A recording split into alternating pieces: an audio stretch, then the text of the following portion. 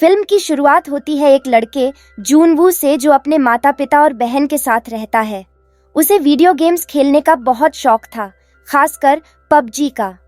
वो अपना ज्यादातर वक्त अपने दोस्तों के साथ ऑनलाइन गेम खेलते हुए बिताता था। एक दिन वो गेम में इतना खोया हुआ था कि उसे होश ही नहीं रहा कि उसके घर वाले बाहर गए हैं। तभी टीवी पर अचानक एक न्यूज आती है। एक खतरनाक वायरस पूरे सियोल शहर में फैल चुका है। लोग एक दूसरे को काट रहे हैं और सरकार इस पर काबू नहीं पा रही। जूनवू घबराकर अपनी बालकनी में जाता है और देखता है कि नीचे लोग एक दूसरे को बुरी तरह नोच रहे हैं। खून बह रहा है, हर तरफ चीखें गूंज रही हैं। उसे तभी एहसास होता है कि ये ज़ॉम्बी वायरस है, एक ऐसा वायरस जिसने इंसानों को खूंखार ज़ॉम्बी बना दिया है। वो तुरंत अपने फ्लैट में लौट आता है। तभी उसका एक पड़ोसी उसके घर में जबरदस्ती घुस आता है और कहता है, कृपया मुझे तुम्हारा बाथरूम इस्तेमाल करना है।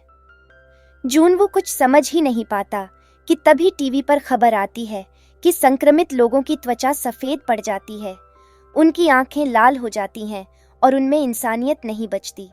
तभी वो देखता है कि उसका पड़ोसी भी उसी हालत में जा रहा है। डर के मारे जूनवू उसे घर से बाहर धक्का दे देता है और दरवाजा बंद कर लेता है। घबराकर वो अपने परिवार को मैसेज करता है कि वो ठीक है या नहीं। जवाब में सिर्फ एक बात आती है, स्टे अलाइव, यानी जिंदा रहना। जूनवू वो शब्द अपने पेरेंट्स की फोटो पर चिपका देता है ताकि खुद को मोटिवेट रख सके। वो अपने घर में खुद को बंद कर लेता है और फ्रिज को दरवाजे के सामने खिसकाकर बैरियर बना देता है ताकि ज़ॉम्बी अंदर न आ सके। वो सोशल मीडिया पर एक पोस्ट करता है, स्टे अलाइव, ताकि कोई मदद के लिए आए, लेकिन कोई नहीं आता। उसके इलाके में अब सिर्फ ज़ॉम्बी ही बचे थे।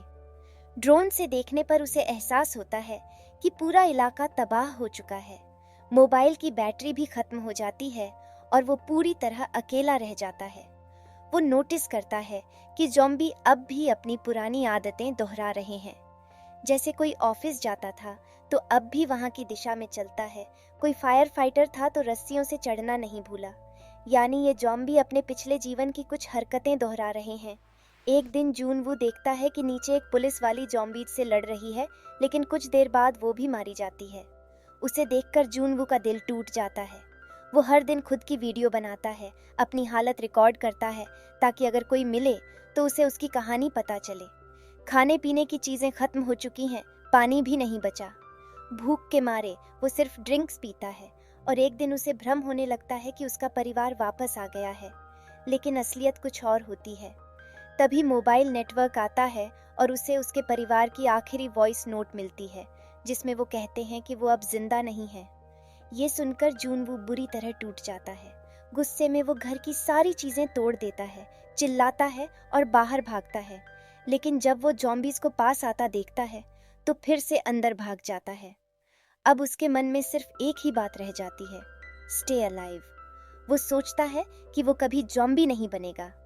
उसी सोच में वो फांसी लगाने की कोशिश करता है, लेकिन तभी सामने की बिल्डिंग से एक लेजर लाइट उस पर पड़ती है। कोई उसे रोक रहा होता है।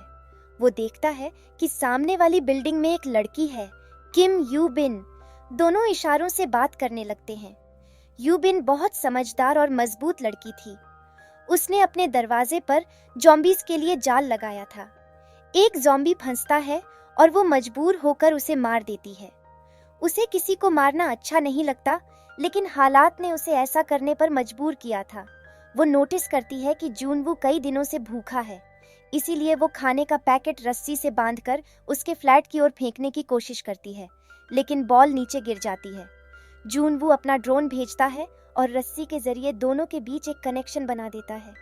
इस तरह खाना जूनवू तक पहुंच जाता है, लेकिन नीचे एक ज़ॉम्बी वो बॉल देख लेता है। वो असल में पहले फायर फाइटर था, इसीलिए उसे रस्सी से चढ़ना आता था। वो ऊपर चढ़ने लगता है।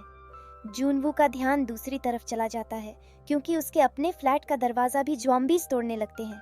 लेकिन तभी यूबिन होश में आती है और चढ़ते हुए ज़ॉम्बी का हाथ काट देती है, जिससे वो नीचे गिरकर मर जाता है।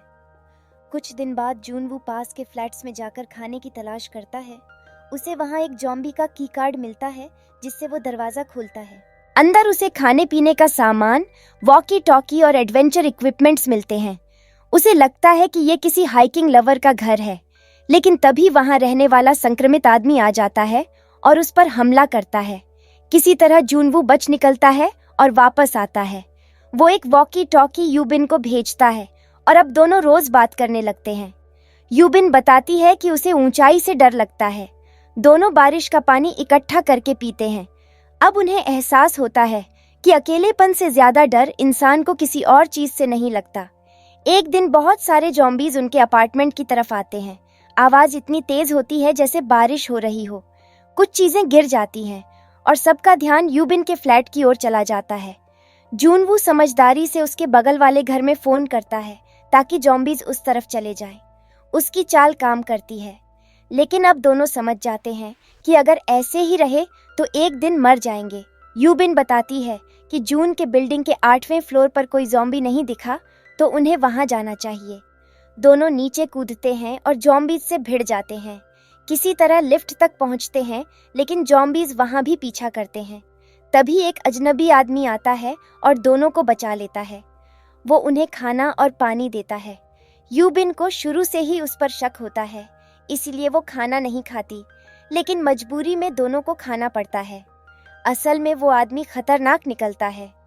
उसने खाने में नशे की दवा मिलाई होती है ताकि वो बेहोश हो जाए। फिर वो दोनों को बांध देता है और यूबिन को अपनी संक्रमित बीवी के कमरे में फेंक देता है। उसकी बीवी अब ज़ॉम्बी बन चुकी होती है और वो उसे खिलाना चाहता था, लेकिन यूबिन समझदारी दिखाती है। वो उस औरत का चेहरा ढककर उसके पति की तरफ धक्का दे देती है और ज़ॉम्बी औरत अपने ही पति को काट लेती है। इसी अफरा तफरी में यूबिन दोनों को मार देती है।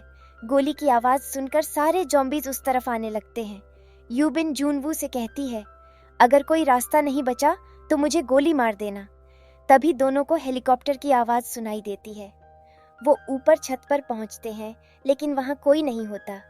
दोनों आखिरी गोलियों से ज़ॉम्बीज को मारते हैं और भगवान से दुआ करते हैं। तभी असली हेलीकॉप्टर आ जाता है। वो दोनों को बचा लेता है। हेलीकॉप्टर में बैठते ही उन्हें सिग्नल मिलता है और दोस्तों के मैसेज दिखते हैं।